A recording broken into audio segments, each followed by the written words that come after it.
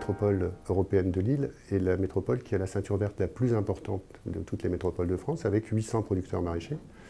Et la déclinaison se fait aussi sur le marché international de Lille, l'endroit où nous sommes aujourd'hui, qui est le second marché international en fruits et légumes après Rungis.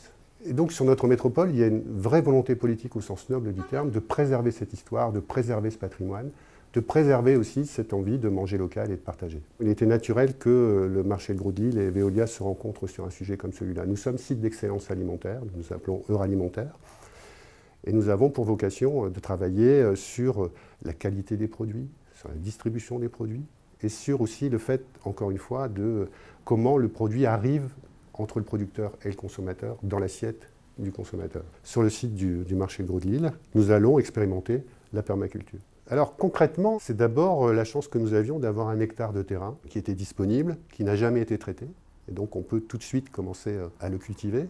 C'est du micro-maraîchage bio-intensif, donc c'est effectivement pas d'intrants. C'est plus de 300 variétés qui vont pousser en même temps. C'est aussi l'intégration dans la filière. Quand le projet m'a été présenté par Veolia, j'y ai trouvé le symbole d'un groupe mondial dont beaucoup de métiers convergent vers un marché international. On va parler des déchets, mais les déchets, c'est aussi dans le projet. C'est comment, en économie circulaire, peut-on, à partir de déchets, retrouver la nourriture. Il s'agit de l'eau.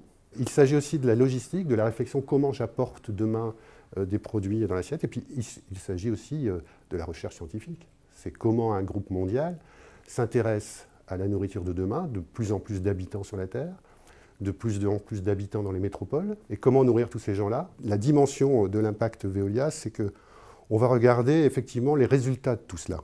Est-ce que c'est duplicable? Est-ce que par rapport au temps que nous avons, par rapport au sol, par rapport à l'eau que j'évoquais tout à l'heure, est-ce que ça peut fonctionner partout?